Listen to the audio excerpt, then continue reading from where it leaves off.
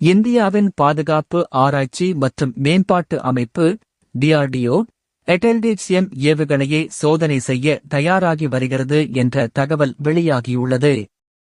Project விஷ்ணுவின் ஒரு பகுதியாக இது இந்திய பாதுகாப்பு அமைப்பில் மிகவும் வளர்ச்சி கண்ட ஹைப்பர்சோனிக் தொழில்நுட்பங்களில் ஒன்றாக கருதப்படுகிறது.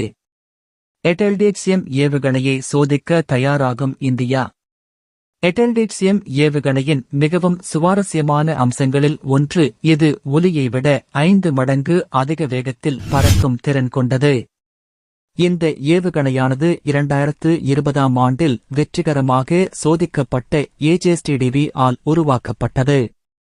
மேலும் எட்டெல்டிசியம் ஏவுகணை மணிக்கு சுமார் 11,000 கிமீ வேகத்தில் பறக்கக்கூடியது. இதனால் எதிரி நாடுகள் அதை குறிவைப்பது கடினம்.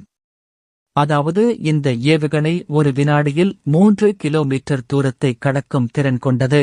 மட்டுமின்றி இந்த ஏவுகணை 1500 கிலோமீட்டர் தூரம் வரை சென்று பாகிஸ்தான் மற்றும் சீனாவின் குறிப்பிடத்தக்க பகுதியை தாக்கும் திறன் கொண்டது. எட்டெல்டிசியம் ஏவுகணையானது குறைந்த உயரத்தில் பறக்கிறது. அது மட்டுமின்றி விரைவாக அதன் திசையை மாற்ற முடியும். எனவே அதை கண்காணித்து தடுப்பது கடினம்.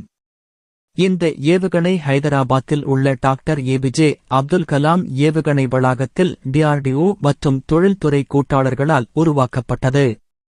எட்டெல்டிசியம் ஏவுகணையின் முதன்மையான செயல்பாடு என்பது ரேடார் நிலையங்கள், இராணுவ தளங்கள், பதுங்கு குழிகள் மற்றும் பலவற்றை உள்ளடக்கிய எதிரி மறைவிடங்களை குறிவைப்பதாகும்.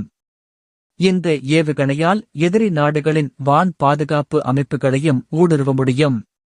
நவம்பர் 2024இல் இந்த ஏவுகணை ஒடிசா கடற்கரையில் வெற்றிகரமாக சோதிக்கப்பட்டது. எட்டெல்டிசியம் என்பதன் விரிவாக்கம் extended trajectory long duration hypersonic cruise missile என்பதாகும்.